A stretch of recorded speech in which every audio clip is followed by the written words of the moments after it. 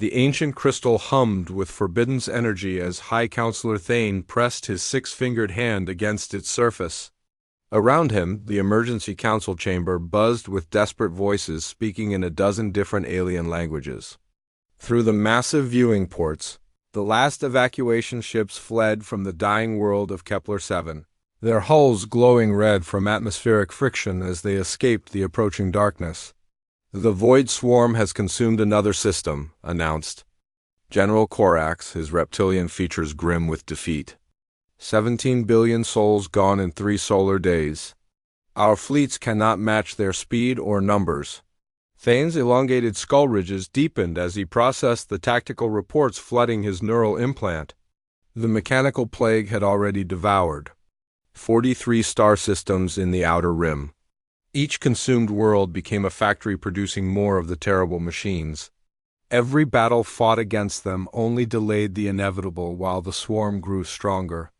"We must consider the prime summons," Thane said quietly, his words cutting through the chamber's chaos like a blade through silk. The council chamber fell silent. Even the translation devices seemed to pause before processing his statement into the various alien tongues. Counselor Vera, whose people had joined the Galactic Council only 2 centuries ago, clicked her mandibles nervously. "The prime summons has been forbidden for over 3,000 years, she protested. "The archives speak of terrible consequences when desperate civilizations attempt to call forth Deathworld entities. The archives also speak of extinction," Thane replied coldly. "Which fate would you prefer for your children?" The debate that followed lasted 6 hours. Representatives from 100 different species argued about morality, consequences, and survival. Some demanded they continue fighting conventionally. Others suggested surrender might preserve some semblance of civilization under Void Swarm rule. A few extremists even proposed triggering stellar collapse weapons to deny the machines their prizes. Throughout the arguments, the sorceress Lyra remained silent in the chamber's corner. Her people, the Ethani, were among the galaxy's oldest species and the only ones who still practiced what younger races called magic. She understood the true cost of the prime summons better than anyone present.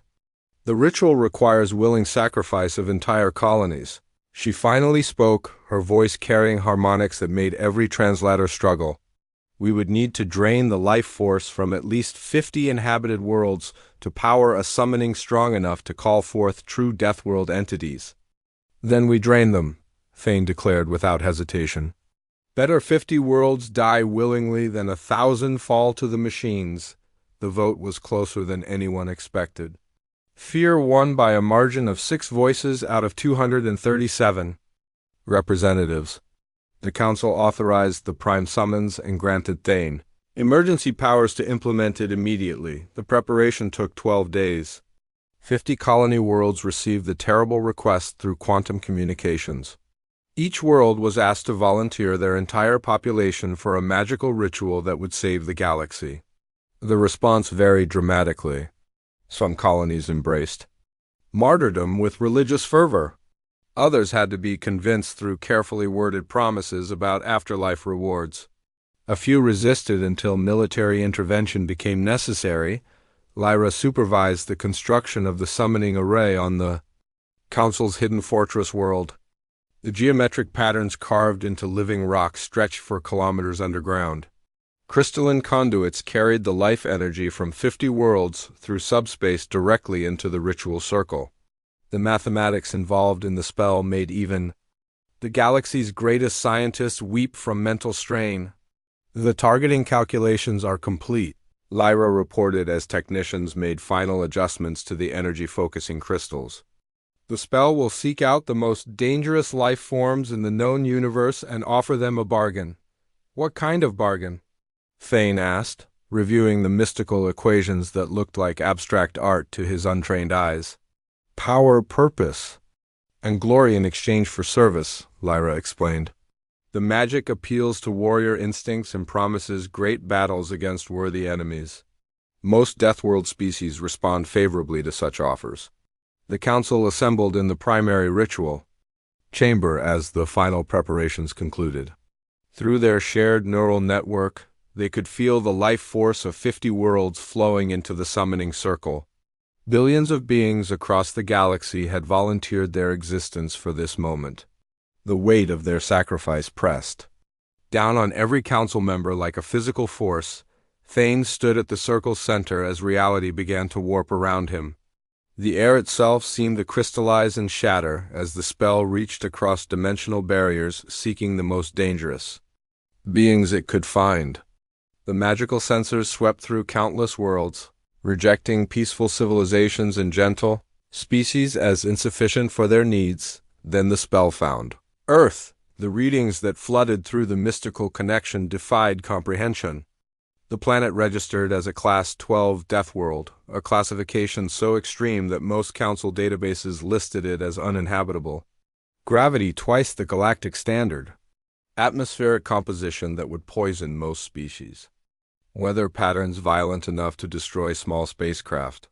Seismic activity that regularly reshaped continents. Worse yet were the life forms. The magical sensors detected predators that hunted in coordinated packs.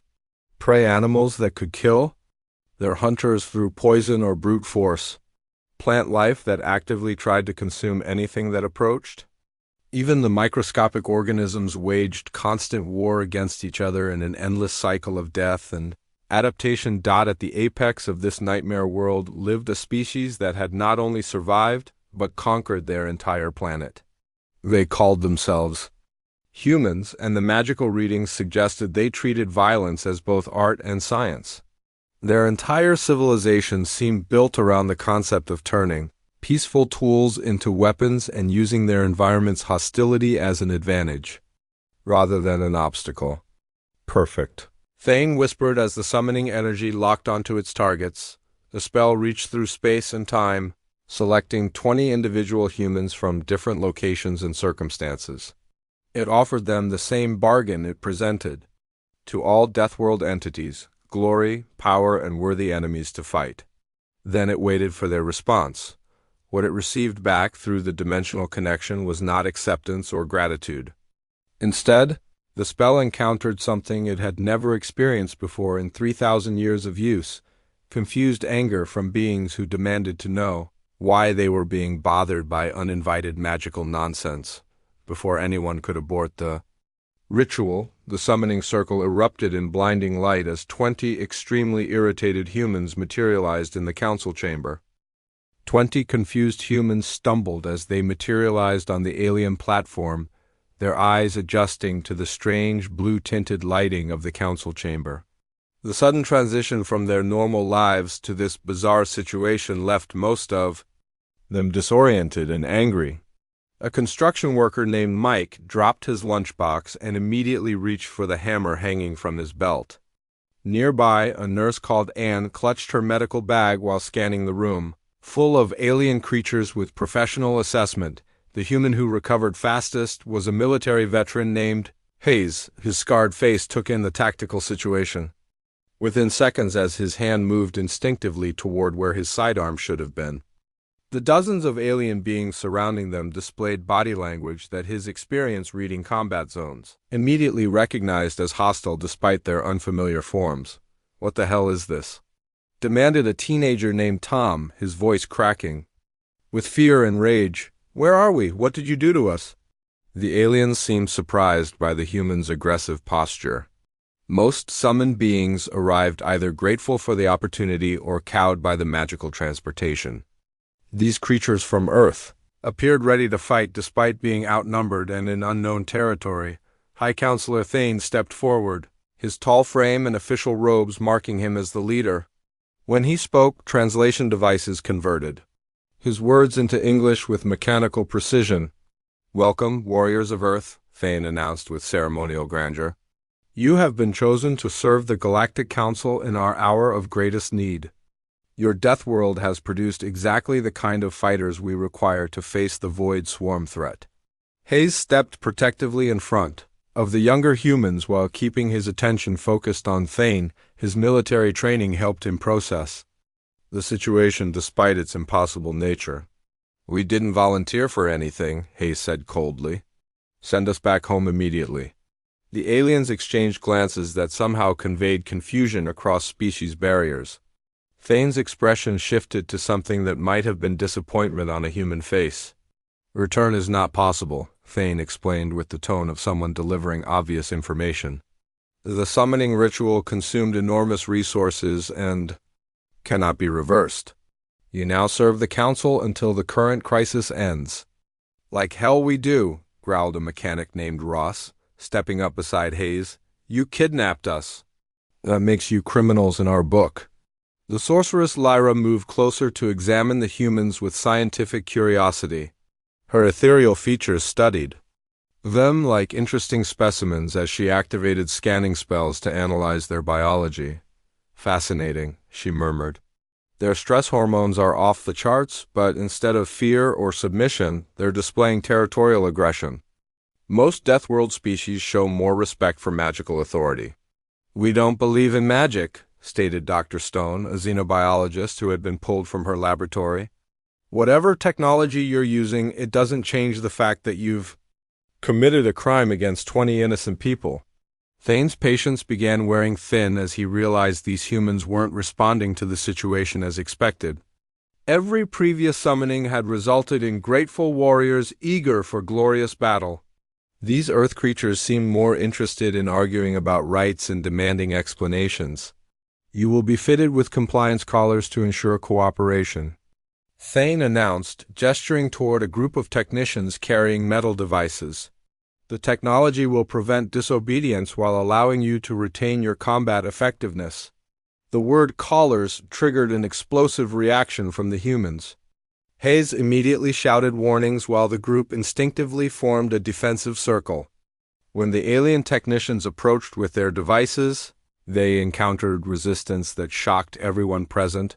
Mike swung his hammer with construction worker precision, connecting with the nearest technician's arm and producing a satisfying crack of breaking bone, and jabbed her medical scissors toward another alien's eyes while Tom grabbed a ceremonial crystal from a nearby pedestal and hurled it. With teenage fury at Thane's head, the council chamber erupted into chaos as humans fought with desperate creativity. Ross used his belt as a weapon while Dr. Stone threw her laptop bag with enough force to knock an alien guard unconscious. The aliens had expected compliance or at most sullen resistance. Instead, they faced humans who treated the situation like a prison break. Hayes coordinated the fighting with battlefield instincts while pushing the group toward the chamber's exit. The alien superior numbers meant nothing when they weren't prepared for the humans' willingness to use anything as a weapon. Security teams respond immediately, Thane commanded through his communication implant as a throne shoe bounced off his forehead. Armed guards rushed into the chamber expecting to face confused primitives. What they found were humans who had already armed themselves with improvised weapons and taken defensive positions using the chamber's furniture as cover. The guards carried energy weapons designed for non-lethal suppression, but their targets refused to stay still long enough to be targeted. The brief firefight that followed would be studied by military analysts for years afterward. 20 humans, with no knowledge of alien technology or tactics, managed to wound 6 guards and force the rest into retreat. Using nothing but grabbed objects and tactical improvisation, Hayes realized they couldn't win a prolonged fight and made a command decision. During the confusion, he grabbed the sorceress Lyra and pressed his improvised knife against her throat. "Everyone back off or the magic lady gets hurt," he shouted over the chaos. The effect was immediate. Every alien in the chamber froze as they recognized the threat to their only magical specialist. Lyra herself seemed more fascinated than frightened by the human holding her captive. "Interesting technique," she commented calmly. Most warriors would have targeted the political leader, rather than the technical specialist. Most warriors don't understand how important support personnel are to any operation, Hayes replied grimly. "Now we're going to have a nice calm discussion about sending us home." Thane stared at the humans who had turned his ceremonial chamber into a battlefield in less than 5 minutes. These were not the grateful warriors he had expected. They were something far more dangerous. People who refused to accept that their kidnapping was justified by necessity. As medical teams tended to wounded guards and technicians, Thane began to understand the terrible mistake the Council had made. They had summoned beings from a Deathworld, but they had failed to consider what made those beings dangerous. It wasn't just their physical capabilities or their technology. It was their absolute refusal to submit to authority they hadn't chosen to acknowledge. The humans had responded to attempted enslavement exactly as their species always had throughout history, with immediate and overwhelming violence directed at anyone who tried to put chains on them. The secured conference room felt cramped with 20 humans, 1 alien sorceress, and enough tension to power a small city. Hayes kept his improvised blade close to Lyra's neck while the other humans formed a defensive perimeter around the chambers. Single entrance. Outside, they could hear alien security forces setting up containment fields and arguing in languages that sounded like musical instruments. Having nightmares. Dr. Stone had found an alien datapad and was studying its interface with scientific curiosity. The symbols made no sense, but the device responded to touch and displayed what appeared to be technical readouts. Tom sat in a corner, still shaking from their violent introduction to galactic politics, while Anne tended to Ross's bruised knuckles. With supplies from her medical bag, "Let's start with basics," Hayes said to their captive. "What exactly is this void swarm that's got everyone so scared?" Lyra seemed remarkably calm for someone being held hostage by alien primitives. Her ethereal features showed more intellectual interest than fear as she studied the humans surrounding her. "They are machines," she explained with the patience of a teacher addressing slow students. "Ancient artificial constructs that consume organic matter to fuel their reproduction. They arrived in our galaxy approximately 1 year ago and have been systematically destroying inhabited systems ever since." "The machines can be stopped," Mike interjected, his construction worker pragmatism cutting through the dramatic implications. "Find their power source, break their communication network, or just hit them with something bigger than they are." 43 civilizations attempted exactly those strategies, Lyra replied sadly. "The swarm adapts to every countermeasure within days of encountering it. They learn from each battle and modify their tactics accordingly." Dr. Stone looked up from the alien device she was examining. "Are we talking about true artificial intelligence or just sophisticated programming?" "The distinction becomes meaningless when dealing with entities that can rewrite their own code faster than biological minds can think," Lyra answered. "They possess what your species would call perfect tactical adaptation." Hayes absorbed this information while maintaining his tactical awareness. The sounds outside suggested the aliens were preparing some kind of assault on their position, but they seemed reluctant to risk harming their magical specialist. "How many humans have you people summoned before us?" he asked. "None," Lyra admitted. "Earth was classified as too dangerous for contact until our current desperation.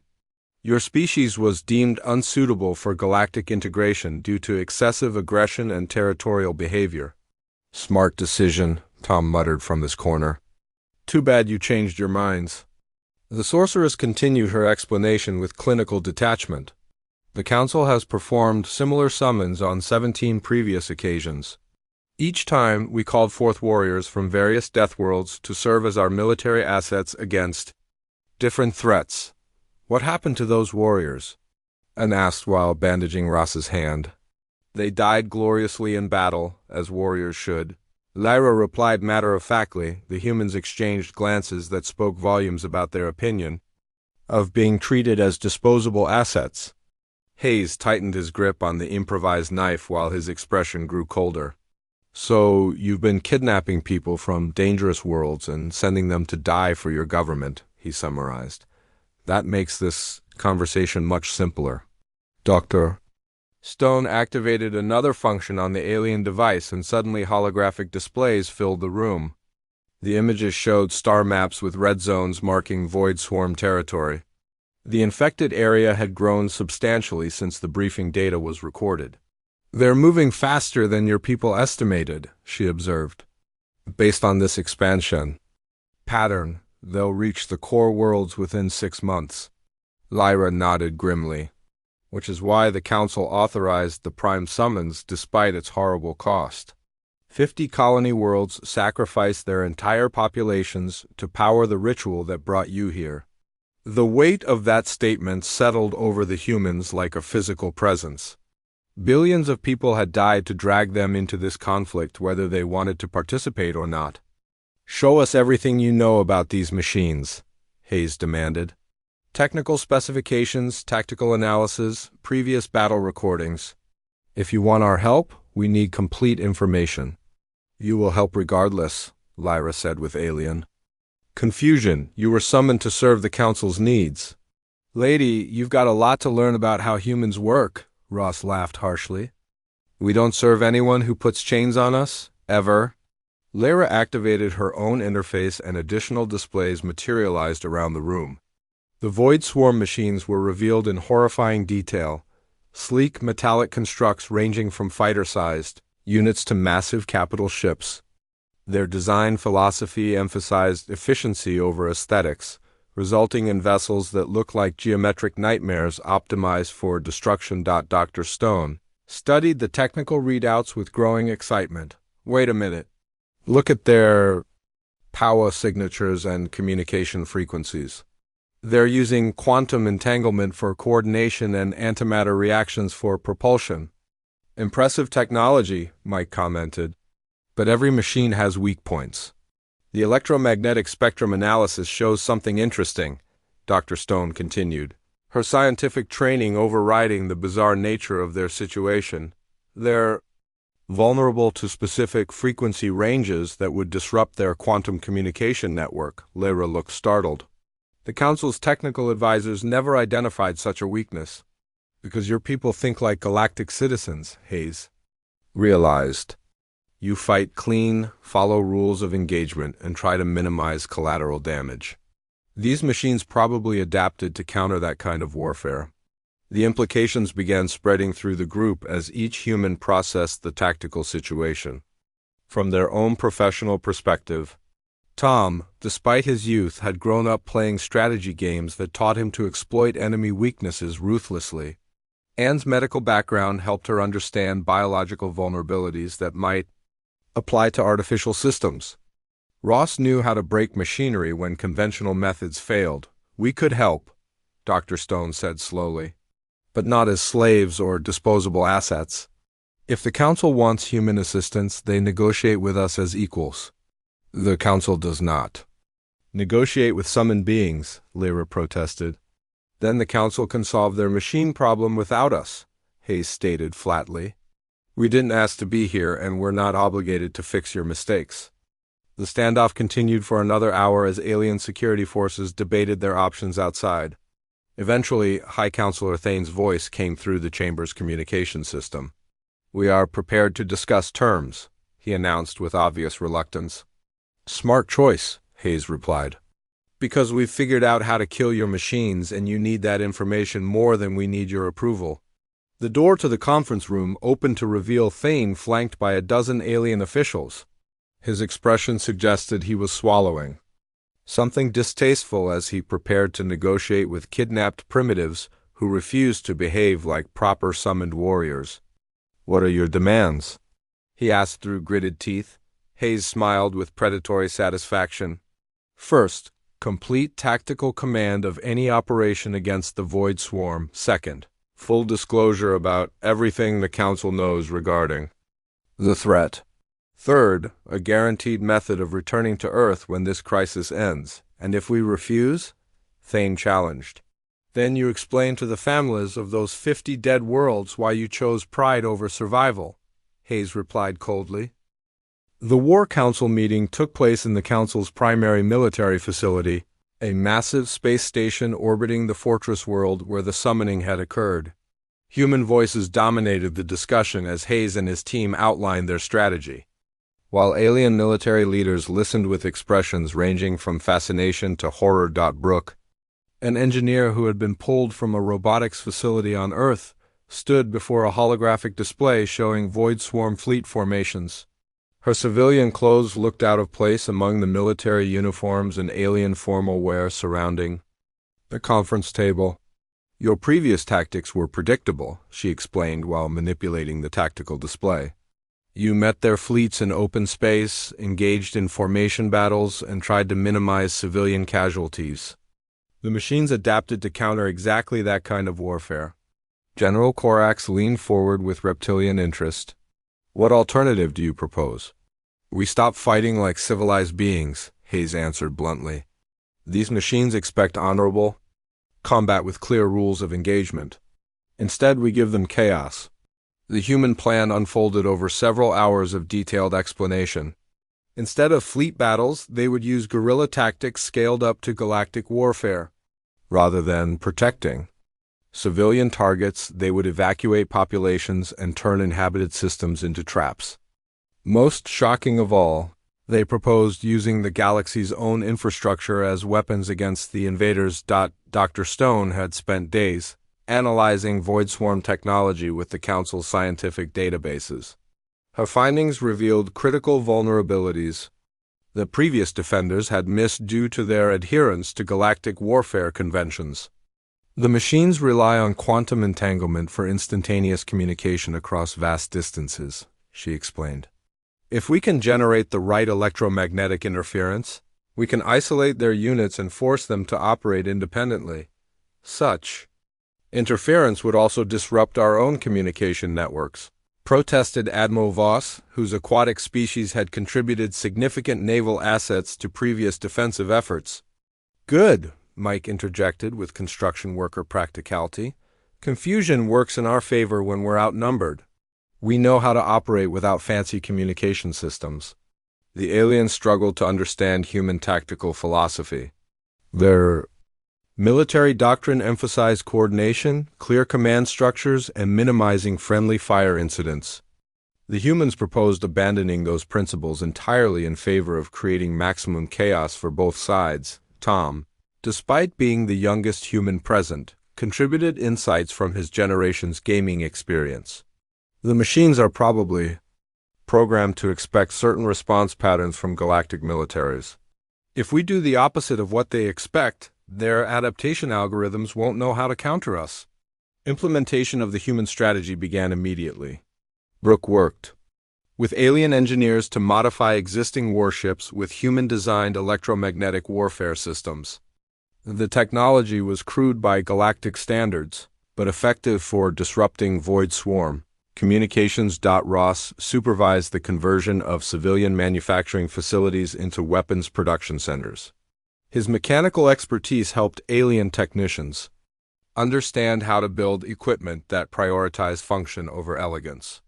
The resulting devices looked primitive but packed devastating firepower into compact packages. Aine applied her medical knowledge to biological warfare research, developing toxins that would corrupt the organic matter the machines consumed for fuel. The compounds would make conquered worlds useless to the swarm, while remaining harmless to evacuated populations. The first test of human tactics came when a Void Swarm probe fleet entered the Rigel system. Instead of meeting them with defensive formations, the combined human-alien force scattered throughout the system and waited. Hayes commanded the operation from a modified alien cruiser while his team coordinated different aspects of the ambush. When the machines began their standard conquest pattern, they encountered resistance unlike anything in their previous experience. Brooke's electromagnetic weapons disrupted their quantum communication network, isolating individual machine units from their collective intelligence. The swarm vessels suddenly found themselves operating independently without the tactical coordination that made them nearly invincible. Ross had prepared the system's asteroid belt as a weapon by installing massive explosive charges throughout the rocky debris. When the machines moved through what appeared to be empty space, controlled detonations turned the entire region into a lethal obstacle course of high-velocity fragments. Dr. Stone's biological warfare compounds were deployed through the system's atmosphere processors, making any organic matter the machines encountered toxic to their reproduction systems. The swarm's standard strategy of consuming defeated worlds became impossible. Most importantly, the humans refused to engage in predictable battle patterns. Their ships would appear from unexpected directions, Strike hard at vulnerable targets, then disappear before the machines could adapt.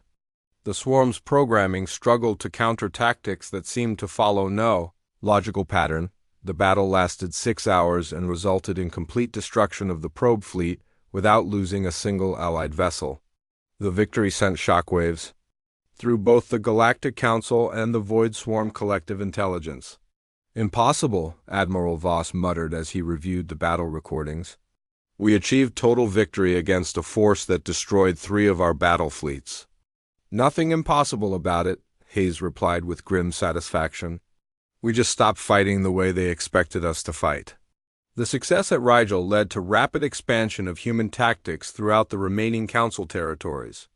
Alien military commanders who had initially resisted human authority now competed for the privilege of implementing Deathworld doctrine in their sectors. The Void Swarm's response was swift and brutal. Unable to adapt their programming to counter human unpredictability, they began deploying larger forces and more aggressive tactics. Unfortunately for them, this played directly into human strengths. Brooke developed new weapons that turned the machine's own aggression against them. Devices that looked like attractive targets would explode when approached, while false communication signals lured swarm units into carefully prepared kill zones. The war that followed resembled nothing in galactic military history. Human tactics spread like a virus through Council forces, transforming disciplined military organizations into chaotic but effective fighting units that specialized in doing the unexpected. Tom's insights proved especially valuable as the campaign progressed. His understanding of game theory helped predict how the swarm's artificial intelligence would attempt to counter their new tactics, allowing the humans to stay ahead of machine adaptation. Within 3 months, the tide of war had reversed completely. Systems that had been written off as lost were recaptured using tactics that horrified traditional military observers. The humans showed no mercy to their mechanical enemies and employed strategies that violated every principle of civilized warfare. The final battle took place in the Centauri sector, where the largest Void Swarm fleet had gathered to make a last stand. The humans surrounded the enemy force not with warships but with converted civilian vessels carrying experimental weapons that existed purely to create maximum destruction. "Remember," Hayes broadcast to the Allied fleet, "we're not here to fight fair. We're here to win." The celebration in the Council chambers felt hollow despite the complete destruction of the Void Swarm. Representatives from dozens of surviving species offered speeches about victory and gratitude while carefully avoiding eye contact with the 20 humans who had made it possible. Hayes stood near the chamber's main viewport, watching salvage crews clean up the debris field that had once been the galaxy's greatest threat. Dr. Stone approached with a datapad containing her final analysis of the campaign. Her expression suggested the scientific findings troubled her more than the months of warfare they had just endured. "The machines kept detailed records of every species they encountered," she reported quietly. "I've been reviewing their databases since we captured their command vessel." "Find something interesting?" Hayes asked without turning from the viewport. 17 previous summons," Dr. Stone continued. 43 different species called forth from their home worlds to fight the Council's wars. The machines documented what happened to every single warrior. Hayes finally looked at her, recognizing the tone that meant bad news was coming. "None of them went home," she stated flatly. After each conflict ended, the summoned beings were either killed in mysterious accidents or simply disappeared from official records. The Council has been murdering their hired heroes for 3,000 years. The weight of that revelation settled over both humans as they realized how close they had come to the same fate. Around the chamber, alien officials continued their victory speeches. While planning the disposal of their inconvenient saviors, Tom had been listening to the speeches with teenage cynicism that proved remarkably accurate in this situation. "They're talking about us like we're not even here," he observed. "Lots of discussion about returning to normal operations and restoring traditional order." Brooke looked up from the technical equipment she was studying. "These translation devices have been recording everything we've said since we arrived?" Every tactical discussion, every technical innovation, every weakness we've revealed about human psychology and behavior. The implications spread through the human group like ripples. In still water, they had shared their knowledge freely while fighting for galactic survival, but that same information could be used against Earth if their hosts decided humanity posed a threat to the established order and had been treating wounded alien soldiers in the medical bay and returned with disturbing intelligence about post-war planning. The medical staff are discussing something called pacification protocols, she reported. Apparently, it's a standard procedure for dealing with summoned beings who refuse to accept dismissal. High Counselor Thane approached their group with the satisfied expression of someone who believed the difficult portion of recent events was now concluded. His ceremonial robes had been cleaned and pressed for the victory celebration, erasing any evidence of the chaos humans had brought to his orderly universe. The Council wishes to express its gratitude for your service, Thane announced with diplomatic formality. Arrangements are being made for your comfortable accommodation on a pleasant agricultural world, where you can live out your remaining years in peace. That's very generous, Hayes replied with dangerous calm. What about our agreement regarding return to Earth? Thane's expression shifted slightly, revealing the first crack in his diplomatic composure. Unfortunately, the summoning portal cannot be reopened. The energy cost would be prohibitive for what amounts to a minor administrative detail. The humans exchanged glances that communicated volumes about their opinion of being treated as a minor administrative detail. Ross cracked his knuckles while Mike hefted a wrench he had been using to repair alien equipment. The sound of 20 humans simultaneously preparing for violence filled the chamber with tension. I think there's been a misunderstanding, Doctor Stone said with academic precision. We analyzed your summoning technology while you were busy celebrating. The portal can definitely be reopened, but you need living participants who understand the quantum mechanics involved. Which means you need us to cooperate, Tom added with youthful directness. And we're not feeling very cooperative right now. The celebration around them continued, but several alien officials had begun paying attention to the conversation between their heroes and their leader. The political implications of the humans' refusal to quietly disappear were becoming clear to everyone present. Perhaps we should discuss this matter privately, Thane suggested with the tone of someone trying to defuse a dangerous situation. No need for privacy, Hayes replied loudly enough for his voice to carry throughout the chamber. Everyone here should understand exactly what kind of government they've been serving. Brooke activated her portable computer and projected holographic displays that filled the chamber with evidence of the Council's 3,000-year history of murdering summoned warriors. The celebration died as representatives from dozens of species realized they had been unknowingly supporting systematic genocide. 43 species, Dr. Stone announced to the shocked assembly. Hundreds of thousands of individual beings called forth to die for your government's convenience, then eliminated when they became politically inconvenient. The chamber erupted into chaos as alien representatives demanded explanations from their leadership. Some species had contributed warriors to previous summons without knowing their people would never return home. Others had been told they're missing. Members died gloriously in battle rather than being executed by their own allies. Thane attempted to restore order, but his authority had evaporated the moment the humans revealed his government's true nature. The careful political balance that held the Galactic Council together was crumbling as member species realized they had been supporting mass murder. The humans will return to their world immediately, declared Counselor Vera, whose people had lost warriors in a previous summons, and they will carry formal apologies from this council to their government. Absolutely not, Thane protested. Earth's location must remain classified to prevent them from developing interstellar travel capabilities. Their aggressive nature makes them unsuitable for galactic integration. Hayes smiled with predatory satisfaction as he produced a device that Brooke had constructed during their months of cooperation with alien technology. Too late for that concern, Counselor. We've been in communication with Earth for weeks. The truth hit the assembled aliens like a physical blow. While they had been focused on fighting the Void Swarm, the humans had been reverse engineering galactic technology and establishing contact with their homeworld.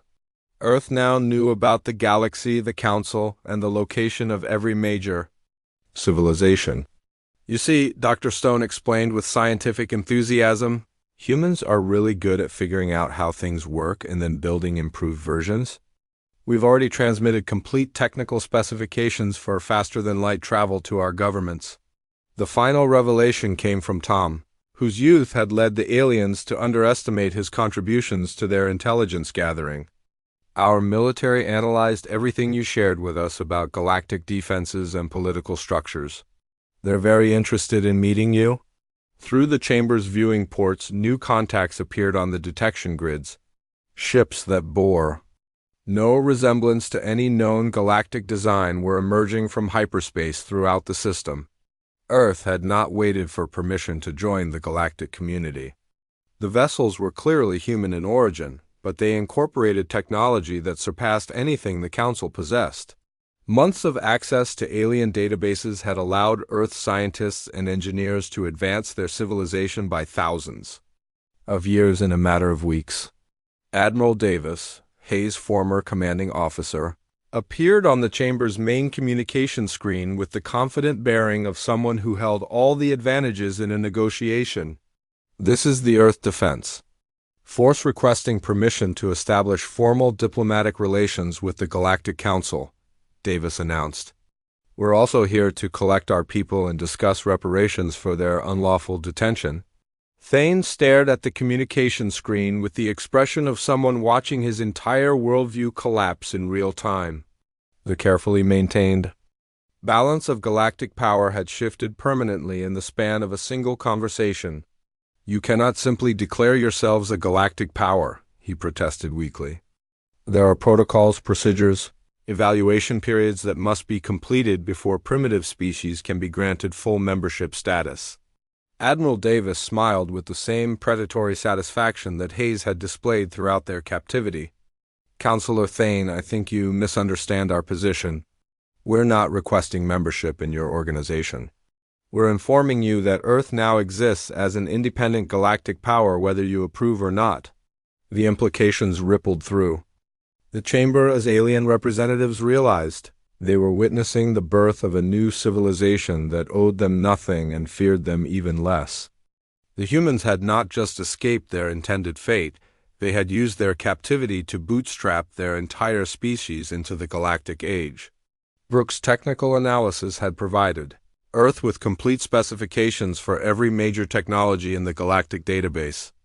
Ross's mechanical insights had shown human engineers how to improve on alien designs using Earth's superior metallurgy and manufacturing techniques. Dr. Stone's scientific discoveries had revealed weaknesses in galactic defenses that human strategists could exploit. Most importantly, Tom's generational understanding of information warfare had taught Earth's intelligence services how to penetrate alien computer networks and extract every piece of strategic data the Council possessed. The 20 individuals you summoned will return to Earth immediately, Admiral Davis continued with military authority. In addition, Earth demands formal reparations for their unlawful detention and compensation for the species your government has murdered over the past 3 millennia. And if we refuse? Thane asked, though his voice suggested he already knew the answer. Hayes stepped forward to address his former captor directly. Then Earth will ensure that every species in the galaxy learns exactly what kind of government the Galactic Council really is. We've documented everything, Counselor. Every murder, every cover-up, every lie you've told to maintain your authority. The chamber fell silent as the weight of human leverage became clear to everyone present. Earth possessed detailed evidence of 3,000 years of war crimes committed by the Council leadership. More importantly, they now had the military and technological capability to act on that information. However, Dr. Stone added with scientific reasonableness, Earth is also prepared to offer more constructive alternatives to our current diplomatic impasse. Admiral Davis nodded approvingly at his people's tactical awareness. The Galactic Council can continue to exist as a governing body, but with significantly reformed policies regarding the treatment of summoned beings and member species rights. Earth will provide oversight to ensure compliance with basic sentient rights standards. The offer was simultaneously generous and humiliating. Earth was proposing to supervise the council like adults watching over misbehaving children. The alternative was complete exposure of their crimes and probable dissolution of their government. Counselor Vera spoke for many of the smaller species when she addressed the chamber. The humans offer us a chance to rebuild our civilization on a foundation of actual justice rather than expedient murder. I propose we accept their terms. The vote that followed was swift and overwhelming. Representatives who had spent centuries serving a government they thought was honorable now embraced the opportunity to create something better under human guidance. Thane found himself outvoted by his own council as species after species endorsed Earth's proposal. His authority evaporated. As member civilizations realized they no longer needed to fear the council's arbitrary justice. The transition will be supervised by joint human-alien committees, Admiral Davis announced as the political transformation concluded. Earth will establish embassy facilities throughout council space to ensure compliance with the new standards. Hayes looked around the chamber that had been the site of his kidnapping and smiled with genuine satisfaction. Looks like we're going home after all, but we're not leaving things the way we found them. The humans departed the council station aboard Earth vessels that represented everything their species had learned during their involuntary galactic education. They carried with them not just freedom, but the knowledge that they had fundamentally changed the balance of power in the galaxy. As the Earth fleet prepared to return home, Tom activated the communication system one final time to address the council that had tried to use them as disposable weapons. "Next time you want to summon warriors from a Deathworld," he broadcast, with teenage satisfaction, maybe check if they're the kind of people who stay summoned. The last transmission from the human fleet was a simple message that would be remembered throughout galactic history. Earth remembers everything. Earth forgives nothing. Earth protects everyone. Behind them, the Galactic Council began the long process of learning how to govern with honor under the watchful eyes of the species they had tried to enslave. The age of casual genocide and convenient murder was over, replaced by an era where Deathworld ethics would guide galactic civilization toward something resembling actual justice. The humans had answered the summons, but not as servants or weapons. They had come as teachers, showing the galaxy what happened when you awakened. A species that refused to accept that might made right. The lesson would not be forgotten.